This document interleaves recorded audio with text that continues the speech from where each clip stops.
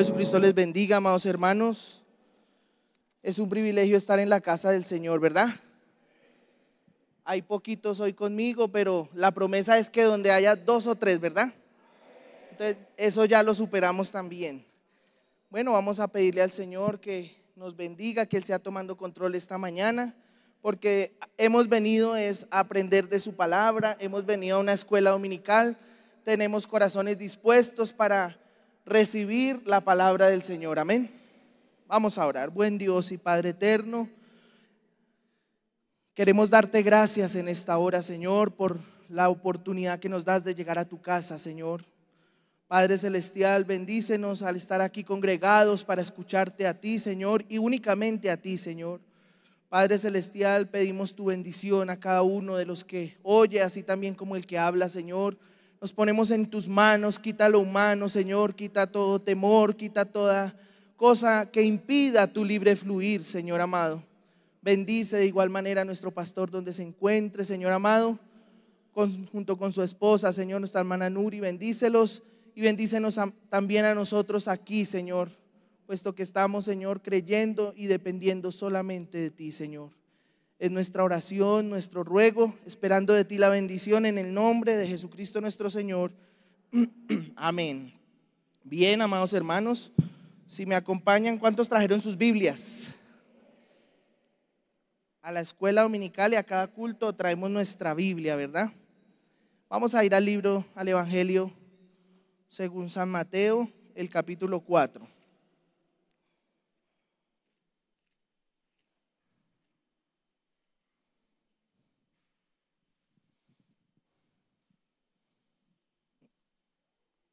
Evangelio según San Mateo, capítulo 4, verso 1 al 11. Amén. Bien, dice la palabra del Señor. Entonces Jesús fue llevado por el Espíritu al desierto para ser tentado por el diablo. Y después de haber ayunado 40 días y 40 noches, tuvo hambre. Y vino a él el tentador y le dijo: si eres Hijo de Dios, di que estas piedras se conviertan en pan. Y él respondió y dijo: escrito está, no solo de pan vivirá el hombre, sino de toda palabra que sale de la boca de Dios. Entonces el diablo le llevó a la santa ciudad y le puso sobre el pináculo del templo y le dijo: si eres Hijo de Dios, échate abajo, porque escrito está, a sus ángeles mandará acerca de ti, y en sus manos te sostendrán para que no tropieces con tu pie en piedra. Jesús le dijo: escrito está también, no tentarás al Señor tu Dios. Otra vez le llevó el diablo a un monte alto y le mostró todos los reinos del mundo y la gloria de ellos, y le dijo: todo esto te daré si postrado me adorares. Entonces Jesús le dijo: vete, Satanás, porque escrito está, al Señor tu Dios adorarás y a Él solo servirás. Y el diablo entonces le dejó, y he aquí vinieron ángeles y le servían. Amén. Pueden tomar su asiento, amados hermanos. Bien, habíamos hablado anteriormente acerca de las tentaciones de Jesús, pero vimos una situación particular. Y es que esas tentaciones de Jesús no son solamente de Jesús, ¿verdad? Vimos que esas mismas tentaciones las vamos a soportar todos los creyentes. No importa que sean ministros, no importa que sean mujeres, no importa que sean hombres. Todos y cada uno de nosotros vamos a tener que también ser tentados. Y una cosa es cierta, pregunto yo: ¿cambió Satanás su método de trabajar? ¿Qué piensan ustedes? Si él siempre imita a Dios y Dios es inmutable y nunca cambia, entonces también Satanás va a utilizar estas mismas 3 artimañas contra cada hijo e hija de Dios. Amén. Entonces, por esa razón las estamos estudiando. Entonces, nos dimos cuenta que la primera cosa que Satanás comenzó a hacer y que trató de hacer, ¿qué fue? Darle de comer a Jesús algo diferente al pan, ¿verdad? Haz que estas piedras se conviertan en pan. es lo que Satanás va a querer también hacer con nosotros, hacer que nosotros nos comamos algo que no sea enteramente la palabra de Dios. Pero tenemos que tener mucho cuidado, porque Satanás no va a venir con alguna cosa por allá sacada de los cabellos, ni va a venir con una cosa por allá supersticiosa, ni nada. Él utilizará la misma palabra que usted y yo leemos, amén. Fíjese usted, ¿cuál fue el texto que le citó? ¿El salmo qué? El salmo que le citó Satanás a Jesús, el Salmo 91.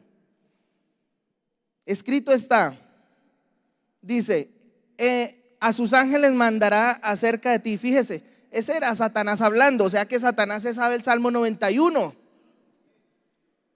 Y seguramente todos los otros, ¿verdad?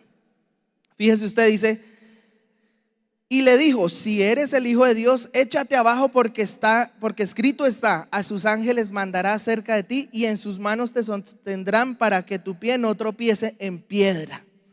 Esa era palabra de Dios y es palabra de Dios, ¿verdad? Pero se la estaba citando al autor de la palabra, a nada más y nada menos que al autor de la palabra. Como dijimos la otra vez, Satanás no supo nunca con quién era que trataba hasta que Jesús le llegó a los meros infiernos, ¿verdad?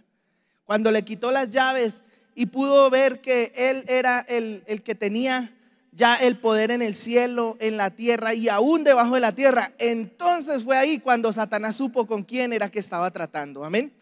Ahora nos damos cuenta de la siguiente cosa que hizo, fue que le ofreció una cosa sobrenatural. La segunda tentación, ¿cuál es? Que le va a ofrecer a usted algo sobrenatural para que usted, viendo eso, se deslumbre y diga, oiga, pero de verdad esto es tremendo, tiene que ser Dios. Tiene que ser Dios porque es algo que es sobrenatural. Pero resulta que detrás de eso está Satanás para engañarnos. Tercera tentación, ¿cuál es? La posición, ¿verdad? Como no pudo ni con cosas sobrenaturales, entonces dijo, vamos a tantear el orgullo de este humano, porque él solamente vio a un ser humano. Vamos a tantear su ego. Vamos a dejar ver qué es lo que él tiene. Y le ofreció nada más ni nada menos que todos los reinos del mundo. Y dice el profeta, se los podía ofrecer porque son de él. Amén. Jesús dijo, mi reino no es de este mundo, pero todo reino, por eso dice, y está escrito, que tiene que desaparecer y tiene que caer. Espiritual, material, político, todo eso tiene que ser derrumbado, porque no pertenecen a Dios. Amén. Entonces le ofreció y tanteó el orgullo, pero era la humildad en pasta. No le interesaba absolutamente nada, porque él podía ver el futuro y podía ver que esos reinos tan esplendorosos y tan frondosos no iban a ser nada más que cenizas. Incluso ya hoy muchos de los reinos de entonces son solamente cenizas. Él podía ver más allá de lo que posible Satanás pensó. Bueno, pero nos damos cuenta entonces que el modus operandi, como dicen los investigadores, es el mismo desde el principio. Un objetivo claro tiene Satanás y es sacarlo a usted y a mí de la palabra. ¿Por qué? Porque solamente es ahí donde él no tiene ningún efecto. Si usted se sale de la palabra, no hay ninguna cosa que lo pueda ayudar. Usted está a la deriva y cualquier cosa puede pasar. Pero cuando usted está dentro, está fijo en esa roca, anclado en esa roca que es Cristo, la palabra, entonces dice el profeta, ni siquiera el diablo es peligroso. Amén. Cuando Dios está en su corazón, entonces dijo el Señor, es como si usted se hubiera metido allí adentro con las llaves y echó seguro. Dígame quién entra si las llaves están adentro. Ese es el objetivo nuestro, ¿verdad? Mientras que usted no tenga ese lugar de seguridad, que es Dios, la palabra, entonces allí es donde Satanás va a venir y va a hacer de usted y de mí lo que él quiera, porque estamos fuera de la voluntad de Dios y estamos también hasta donde Dios le permita, ¿verdad? Pero el único lugar y la única cosa que Dios le dio a su pueblo para fortificarse y para que estuviera segura fue la palabra. La palabra de Dios. No hay otro lugar de seguridad. No fue una iglesia, dijo el profeta. Si Dios hubiera tenido algo mejor que darle a su pueblo para guardarlo, para fortificarlo, se lo hubiera dado. Pero le dio nada más y nada menos que la bomba atómica. Porque ¿cuántos saben que este mensaje, la palabra, es la bomba atómica para el diablo? Amén. Bien, entonces nos damos cuenta también de varias cositas. Mire, en la caminata de Israel como el pueblo de Dios, fíjese, salieron ¿de dónde? De Egipto.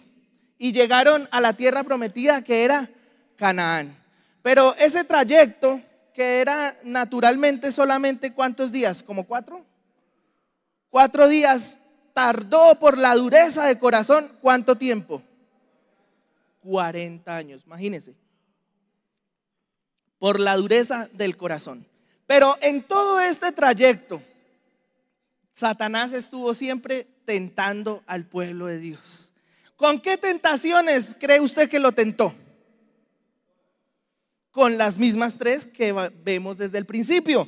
Entonces, fíjese usted, vamos a ir me van a ayudar, 2 de Timoteo 3:8. Vamos a ir a la palabra, 2 de Timoteo, el capítulo 3 y el verso 8.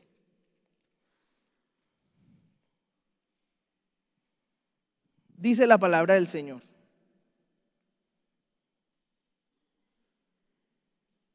Bueno, si quiere, vamos a leer un poquito antes, ¿no? Verso 6, 3:6 dice: porque de estos, bueno, escucho todavía. ¿Ya lo encontraron?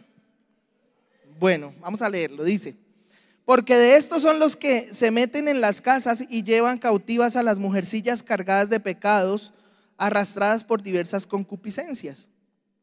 Estas siempre están aprendiendo, estas personas siempre están aprendiendo y nunca pueden llegar al conocimiento de la verdad. Y de la manera que Janes y Jambres resistieron a Moisés, así también estos resisten a la verdad, hombres corruptos de entendimiento, réprobos en cuanto a la fe. Los primeros que aparecieron, ¿en dónde aparecieron? En el primer punto de la partida, desde Egipto. Dios manda su palabra y le dice a Moisés: bueno, vas a tener estas señales. Y Dios mandó ¿cuántas plagas sobre Egipto? 10 plagas, ¿verdad? Cuando Moisés fue a hacer la demostración delante de los ojos de Faraón, Faraón dijo: pero es que eso es hechicería, yo también tengo los míos. Janes y Jambres, vengan. Mire, este señor me convirtió esa vara en una serpiente. ¿Y qué hicieron los hechiceros? Lo mismo. Desde el principio, venga, eso no modificó absolutamente nada en la fuerza de Faraón, en lo que él tenía ya declarado en su corazón que iba a hacer. Hizo exactamente lo mismo. Unos hechiceros hicieron lo mismo que Moisés, pero con una diferencia. Cuando estuvieron enfrentadas las 2 serpientes transformadas, la vara de Moisés o la serpiente de Moisés se comió las otras serpientes. Amén. Porque así parezca muy parecido, esa pequeña diferencia es totalmente Dios y tiene que ser diferencia, ¿sí o no? Una serpiente se tragó las otras. ¿Por qué? Porque era la serpiente de Moisés, ¿verdad? Ahora, esto sencillamente dice el apóstol Pablo, recomendándonos: de la manera que Janes y Jambres resistieron a Moisés. ¿Contra quién venía el embate? Directamente para desprestigiar ¿a quién? A Moisés, al enviado de Dios. Directamente. Lo que hace Moisés, eso también lo puedo hacer yo con un poquito de hechicería, sencillo. Así también estos resisten a la verdad. ¿Dónde está la verdad? En la palabra. ¿Quién trajo la verdad? Un profeta nomás, ¿verdad? Porque a un profeta que viene, la palabra. Hechiceros de Faraón que imitaban las acciones de Moisés y Aarón. Imagínense, no había todavía salido, hasta ahora solamente estaban tanteando el terreno y Satanás ya estaba también mostrando el poder que tiene, que es un poder pervertido. Luego se encontraron que con mano poderosa Dios los sacó de Egipto. ¿Lo sacó o no lo sacó? Después de 10 plagas, después de muerte, después de ranas, después de piojos, después de tinieblas, después de encontrarse frente a un gran problema como fue el Mar Rojo. Entonces Dios sencillamente abrió el Mar Rojo y pasaron allí. Pero ¿cuántos pasaron? ¿Cuántos salieron? 2 millones.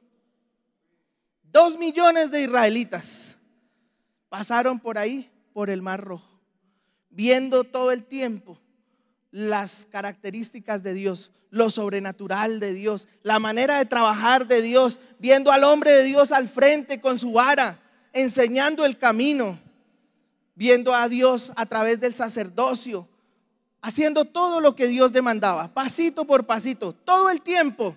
Y adivine qué pasó, el pueblo empezó a murmurar no contra Faraón, imagínense, Faraón era el que los tenía oprimidos. Y no hablaban nada malo de Faraón, antes añoraban los ajos de Egipto. Todo lo que podíamos hacer allá, todo lo que comíamos, para venirnos a este peladero, a morir en el desierto. Ese es el pueblo de Dios, ¿verdad? En la palabra, según vemos. Ahora, en medio de esta situación aparece otro personaje. Ya no estaban en Egipto. Mire, cuando tuvieron hambre, lo primero tuvieron hambre. Y Dios dijo, vamos a darles maná, comida de ángeles, ¿verdad? ¿Cuántos han comido comida de ángeles? Bueno, yo sé que en lo espiritual sí, pero en lo natural, ¿cuántos han comido comida de ángeles? Bueno, yo todavía no he probado ese maná. Espiritualmente sí, pero ¿cuántos sabe que todo al hombre le cansa? ¿Sí o no? Todos los días pollo, todos los días arroz, ¿sí o no? Todo cansa. Y el que no tiene arroz, añora.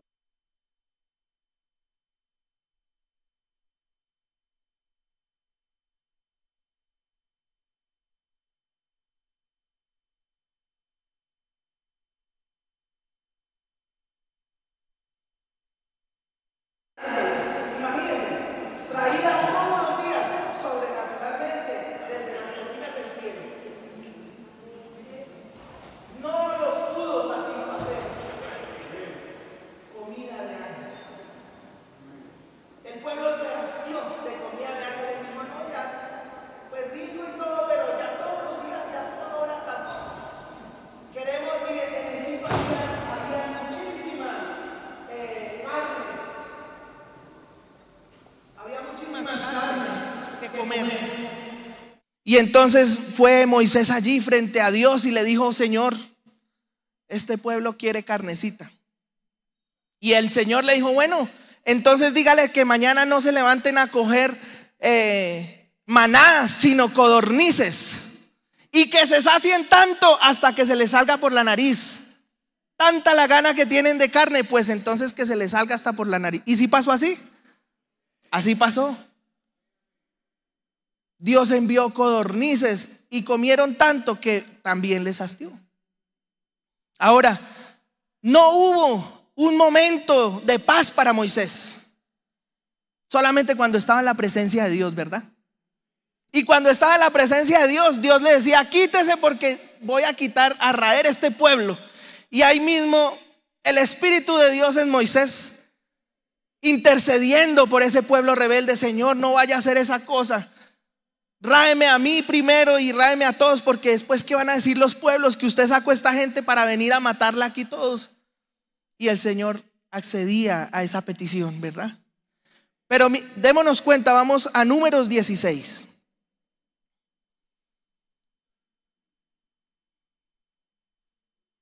Satanás cada vez más entrando, haciéndose más confiable para la gente.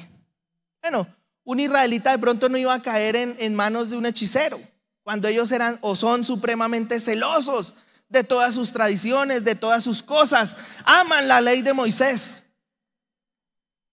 Cuando Moisés se murió, porque cuando se la daba a Moisés, entonces había que murmurar a Moisés, había que murmurar contra Moisés. Números 16. Aparece otro personaje en la escritura. Mire la situación y mire el momento histórico en los que ya estaban viviendo. Ya no estaban en Egipto, ya no tenían un mandamás, ya no tenían capataces sobre ellos que los golpeaban. Ya no tenían faraones que les duplicaban y les triplicaban el trabajo. Ya no tenían eso. En cambio, estaban libres, comiendo comida de ángeles y de vez en cuando carnecita. Tenían en el desierto una roca que los seguía. Y dice la palabra, la roca era Cristo. Pero con todo y eso, mire lo que se levantó. Ya no, fíjese usted, ya no en Egipto, ya no hechiceros de Egipto tratando de medio copiar la cosa. No, mire esta situación. Coré, hijo de Izar, hijo de Coat, hijo de Leví, y Datán y Abirán, hijos de Eliab, y On, hijo de Petet, y los hijos de Rubén tomaron gente. Imagínense, estos ya eran de las tribus de Israel, eran directamente levitas y rubenitas, de la familia. Acá sí no podemos decir de pronto un apellido para que no nos sintamos mal, pero fíjese, levitas y rubenitas, de la misma casa, de los mismos que salieron de Egipto, de los mismos que vieron las manos poderosas de Dios, de los mismos que comieron ese maná de ángeles, de los mismos se levantaron contra Moisés. ¿Contra quién venía el embate otra vez? Contra el enviado de Dios. Amén. Fíjese, se levantaron contra Moisés con 250 varones de los hijos de Israel, príncipes de la congregación, de los del consejo, varones de renombre. O sea, no escogieron por ahí los más sencillos, no. Dijeron, vamos a irnos con príncipes. Usted sabe que la cara del santo hace, como dicen, el milagro. Si viene por ahí cualquier persona hablando cualquier cosa, no pasa nada, un alboroto, no más. Pero deje que venga fulano de tal a decirnos ciertas cosas, entonces cambia la cosa. El mensaje ya es diferente, tiene una fuerza diferente. Y recuerde, venía contra quién el embate? Contra Moisés, contra el ungido de Dios. Ahora, sigamos leyendo. Se juntaron contra Moisés y Aarón, contra el profeta y el sacerdote, y el sacerdocio. Y les dijeron, basta ya de vosotros, porque toda la congregación, todos ellos son santos, y en medio de ellos está Jehová. ¿Por qué pues os levantáis vosotros sobre la congregación de Jehová? Cuando oyó esto, Moisés se postró sobre su rostro y habló a Coré y a todo su séquito diciendo, mañana mostrará Jehová quién es suyo y quién es santo, y hará que se acerque a él. Al que él escogiere, él lo acercará así. Haced esto, tomaos incensarios, Coré y todo su séquito, y poned fuego en ellos, y poned en ellos incienso delante de Jehová mañana. Y el varón a quien Jehová escogiere, aquel será el santo. Esto es, baste, hijos de Leví. A los hijos de Rubén les dijo lo mismo. Dice, dijo más Moisés a Coré, oíd, hijos de Leví, os es poco que el Dios de Israel os haya apartado de la congregación de Israel, acercándoos a él para que ministréis en el servicio del tabernáculo de Jehová y estéis delante de la congregación para ministrarles. ¿Y qué te hizo? Y que te hizo acercar a ti y a todos tus hermanos, los hijos de Leví contigo, procuráis también el sacerdocio. Por tanto, tú y todo tu séquito sois los que os juntáis contra Jehová. Pues Aarón ¿qué es para que contra él murmuréis? ¿Contra quién iba la situación? Directamente la gente veía a Moisés, pero ¿contra quién de verdad iba la situación? Contra Jehová directamente. ¿Qué pasa cuando la gente habla mal del profeta? La gente ve un hombre, pero es contra Jehová que se están levantando. Amén. Fíjese. Y Moisés, verso 12, y envió Moisés a llamar a Datán y a Abiram, a los hijos de Elab, mas ellos respondieron: no iremos. Mire, otra característica de estas personas: son bravas, rancias. Que vengan, que vamos a arreglar. No, no voy. Que hagan lo que quieran, yo no voy. Es poco que nos hayáis hecho venir de una tierra que destila leche y miel. Mire cómo ellos veían. Leche y miel, ni nos has dado heredades de tierras y viñas. ¿Sacarás los ojos de estos hombres? No subiremos. Entonces Moisés se enojó en gran manera y dijo a Jehová: no mires a su ofrenda, ni aún un asno he tomado de ellos, ni a ninguno de ellos he hecho mal. Después dijo Moisés a Coré: tú y todo tu séquito poneos mañana delante de Jehová, tú y ellos y Aarón. Bueno, ustedes ya saben qué pasó después. No hubo ni siquiera que matarlos. ¿Para qué? La tierra se abrió y se los tragó. Amén. ¿Quién peleó la batalla de Moisés? Jehová. Jehová es el Dios de los ejércitos y Él sigue siendo el Dios de los ejércitos. El que pelea las batallas no solamente de Moisés, sino de todos sus hijos. ¿Cuántos hijos de Dios hay aquí en esta mañana? Él sigue siendo nuestro Dios. Amén. Fíjese, ya una situación todavía más complicada, porque eran de la misma familia, de los mismos hermanos, y Satanás los usó para venir contra Moisés y contra Aarón. Ya no eran Janes y Jambres, que eran por allá unos egipcios, hechiceros, cualquier cosa. No, estos ya eran pueblo también de los israelitas, dentro del mismo pueblo.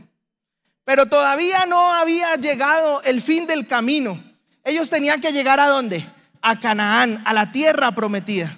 Y cuando ya estaban allí, ya estaban a punto de tomarla, también llegó otro personaje. Números 22. Vamos a ir a Números 22 rápidamente.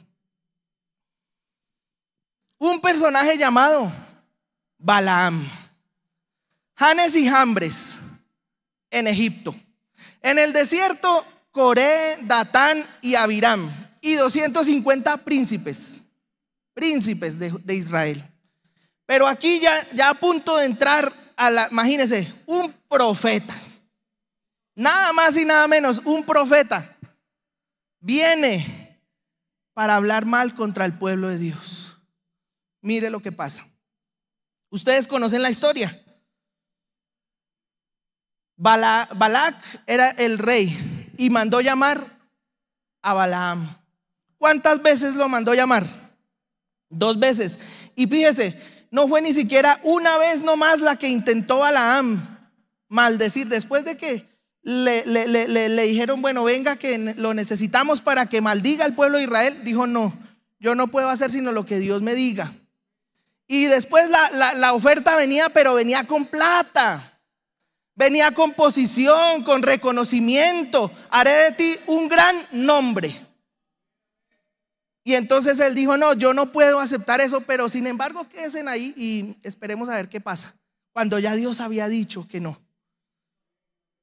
Dios ya le había dicho: no vayas, pero él sin embargo lo sedujo tanto eso, que entonces dijo: bueno, esperen ahí porque como que se me va eso de las manos, entonces no sé qué hacer todavía. Hay veces nos pasa a nosotros así, ¿no? Sabemos que Dios ya ha dicho no, pero nosotros miramos a ver qué esquinita tiene, por dónde nos podemos meter, para mirar a ver si podemos hacer la voluntad nuestra antes de lo que Dios ya ha dicho. Eso es algo tan humano como lo que hizo Balaam. Amén. Ahora, fíjese usted, Vamos a leerlo. Números 22, el 31. Entonces Jehová abrió los ojos de Balaam y vio el ángel de Jehová que estaba en camino y tenía su espada desnuda, y Balaam hizo reverencia y se inclinó sobre su rostro. Y el ángel de Jehová dijo: ¿por qué has azotado tu asna 3 veces? Fíjese, hasta un burro le habló. Hasta un burro le trató de impedir el camino, pero él iba tan empeñado en su convicción que lo que hizo fue actuar. Él dijo: no, yo como sea tengo que pasar. ¿Por qué has azotado tu asna 3 veces? He aquí yo he salido para resistirte, porque tu camino es perverso delante de mí. Y el asna me ha visto y se ha apartado. Fíjese, tenía más discernimiento el burro. El asna que un profeta. El asna me ha visto y se ha apartado luego de delante de mí estas 3 veces. Y si de mí no se hubiera apartado, yo también ahora te mataría a ti y a ella dejaría viva. Entonces Balaam dijo al ángel de Jehová: he pecado porque no sabía que tú te ponías delante de mí en el camino. Pero ¿cómo que no sabía si ya Dios le había hablado y le había dicho: no vaya? Mas ahora, si te parece mal, yo me volveré. Ahora sí, después de que ya estamos hundidos, tapados, ahora sí voy a hacer la voluntad de Dios. Dijo: no. El ángel le dijo: ve con esos hombres, pero la palabra que yo te diga, esa hablarás. Así Balaam fue con los príncipes. Fíjese que el Señor le permitió de todas maneras el deseo a Balaam, pero para mostrar su gloria. Ahora, oyendo Balac que venía Balaam, salió a recibirlo. Imagínense que salga el rey de la ciudad a recibirlo. Tenía el ego muy grande Balaam. Oyendo Balac que venía, salió a recibirlo desde la ciudad de Moab. Verso 37. Y Balac dijo a Balaam: ¿no envié yo a llamarte? ¿Por qué no has venido? ¿No puedo yo honrarte? Balaam respondió: he aquí yo he venido a ti, mas no podré hablar alguna cosa. Mas podré ahora hablar alguna cosa. La palabra que Dios pusiera en mi boca, esa hablaré. Y Balac hizo matar bueyes y envió bueyes y ovejas, y envió a Balaam y a los príncipes que estaban con él. Sigue diciendo: el día siguiente Balac tomó a Balaam y lo hizo subir a Bamot Baal, y desde allí vio a los más cercanos del pueblo. Y Balaam dijo a Balac: edifícame aquí 7 altares y prepárame allí 7 becerros y 7 carneros. Balac hizo como le dijo Balaam, y ofrecieron Balac y Balaam un becerro y un carnero en cada altar. Y Balaam dijo a Balac: ponte junto a tu holocausto y yo iré. Quizá Jehová me vendrá al encuentro, y cualquier cosa que me mostrare te avisaré. Y se fue a un monte descubierto, y vino Jehová al encuentro de Balaam, y éste le dijo: 7 altares he ordenado, y en cada altar he ofrecido un becerro y un carnero. Y Jehová puso palabra en la boca de Balaam y le dijo: vuelve a Balac y dile así. Mire, ¿qué quería Balac, el rey? El rey estaba informado de todas las fechorías que hacían los israelitas. El rey estaba informado de que eran inmorales, de que fulanito estaba con la sultanita y esa sultanita era esposa de otro.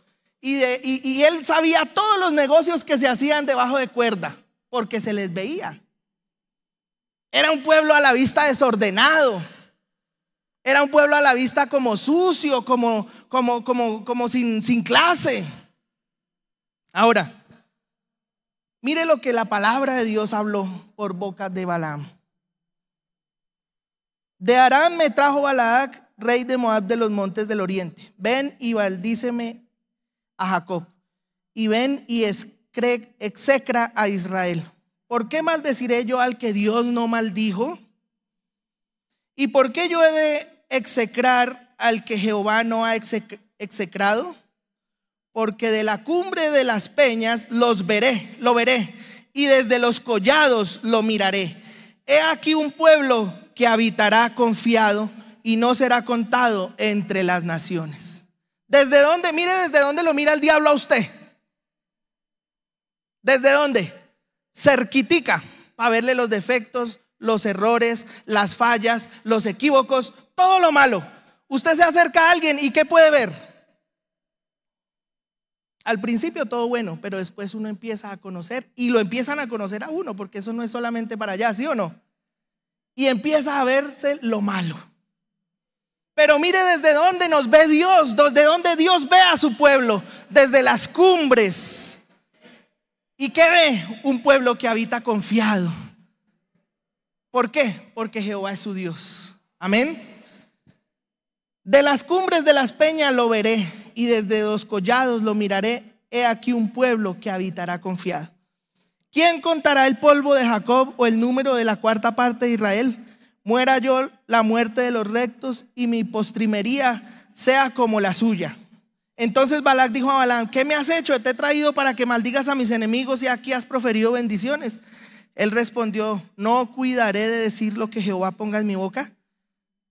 Y dijo Balac: mire la insistencia de este rey, te ruego que vengas conmigo a otro lugar desde el cual los veas. Es que tienes que verlos. Posible ahí no se veía muy bien, pero fíjese, solamente los más cercanos verás y no los verás a todos, y desde allí me los maldecirás. Y lo llevó al campo de Sofim, a la cumbre de Pisga, y edificó allí lo mismo: 7 altares, 7 becerros, un becerro y un carnero. Entonces él dijo a Balac: ponte aquí junto a mi holocausto y yo haré encontrar. Otra vez habló la palabra de Jehová. Mire lo que dice: escucha mis palabras, hijo de Zippor. Dios no es hombre para que mienta, ni hijo de hombre para que se arrepienta. Él dijo y no hará. Y no hará, habló y no ejecutará. He aquí he recibido orden de bendecir. Él dio bendición y no podré revocarla. ¿Qué pasa cuando Dios bendice a alguien?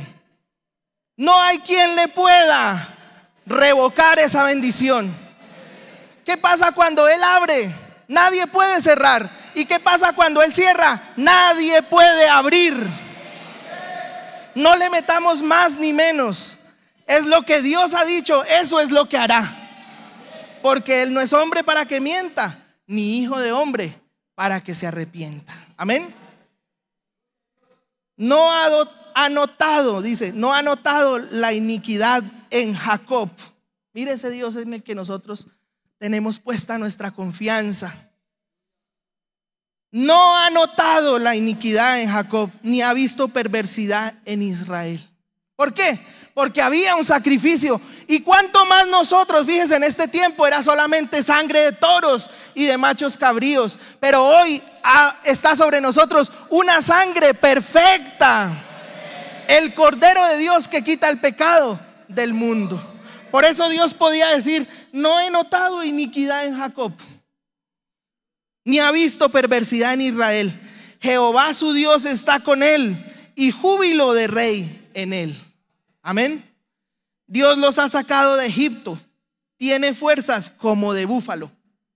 ¿De dónde nos ha sacado el Señor? Este es el Israel natural, pero ¿hay un Israel espiritual aquí? Yo creo que sí, ¿verdad? Somos ese pueblo y tenemos el mismo Dios.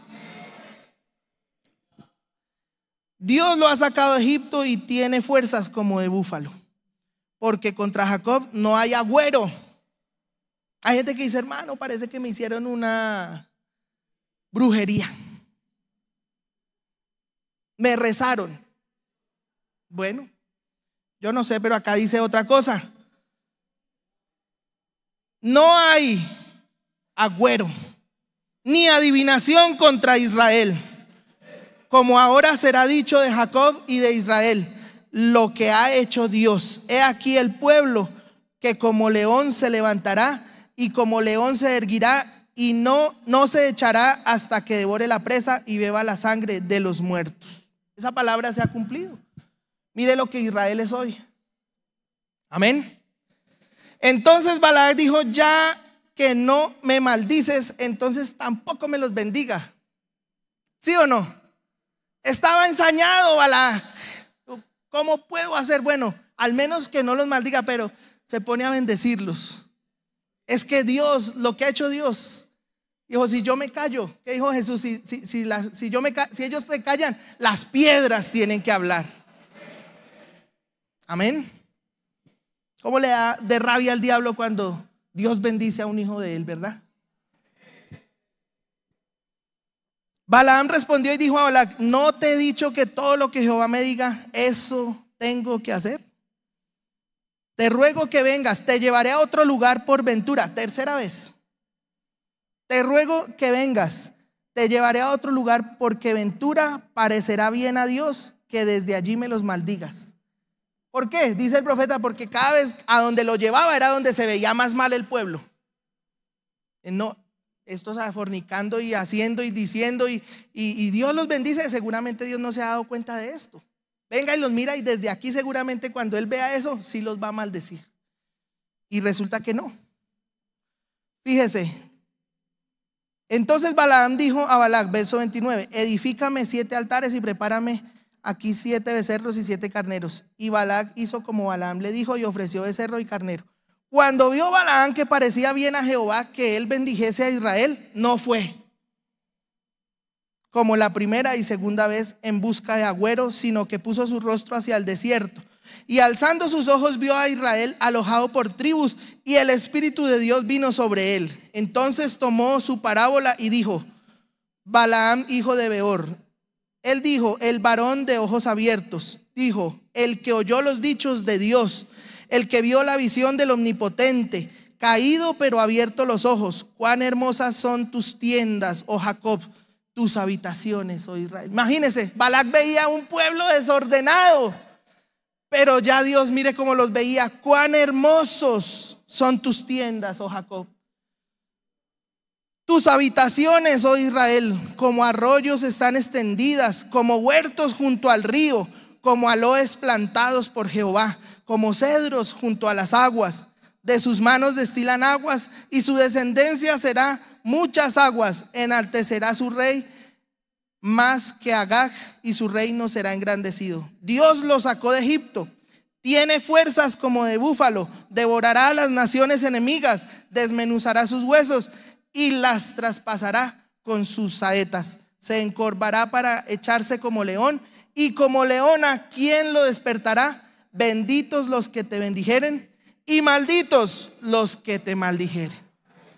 ¿Todavía sigue siendo viva esta palabra? Dios bendijo a Israel. ¿Cuánto tiempo ha pasado? Y él sigue cumpliendo su palabra. A nosotros también nos ha bendecido con esta palabra. Y como dice, los sacó de Egipto y hará con ellos lo que él quiera. A nosotros también nos sacó de la podredumbre, del engaño, de la mentira, y hará de nosotros hombres y mujeres de estaturas perfectas, ¿verdad? Eso es lo que Dios nos ha prometido, y eso es lo que él hará. Ahora fíjese, tres puntos de la caminata: Egipto, el desierto y Canaán. Y en todas, hombres levantándose contra Moisés, contra el ungido de Dios. Pregunto yo, ¿cambió Satanás su modo de actuar? No. ¿Cuál es su artimaña? Levantarse contra el ungido de Dios, para quitarlo, para que la gente, para que el pueblo quite su mirada del que Dios ha ungido. Hoy se levantan y hay incluso mucha gente que era del mensaje y ya no cree en el mensaje porque encontraron una luz más alta. Eva encontró una luz más alta, ¿sí o no? Y se desvió. ¿Y qué trajo a luz? La simiente de la serpiente. ¿Qué traerá hoy las nuevas luces? Exactamente lo mismo. La simiente de la serpiente. Pero hay un pueblo, mire, no hay que preocuparse tanto tampoco. Porque Dios nos permite conocer estas artimañas del diablo. Porque él puede descubrir a Satanás y puede saber cuál es su plan, cómo es que va a actuar, y él solamente advierte a su pueblo.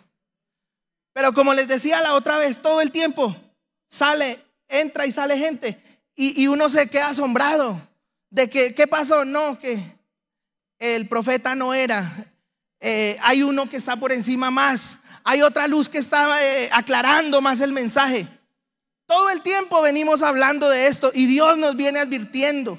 Y con el tiempo parece que esto se va a recrudecer más y más y más y más. ¿Para qué? Solamente para que usted quite su mirada del ungido de Dios, del verdadero ungido de Dios. Desde que él partió dijeron, ya no, pero ¿para qué? Un muerto, creyéndoles a un muerto. Cuando él dijo, si algún día escuchan que el hermano Branham murió, no lo crean. Yo ya me morí hace como 40 años cuando acepté a Jesucristo y cuando nací de nuevo. Esa fue la muerte mía. Porque los cristianos no mueren, ¿verdad? Hay cosas que estamos esperando y que tienen que cumplirse, porque Dios lo dijo, porque Dios hace lo que Él dice. Amén. Puestos en pie, amados hermanos.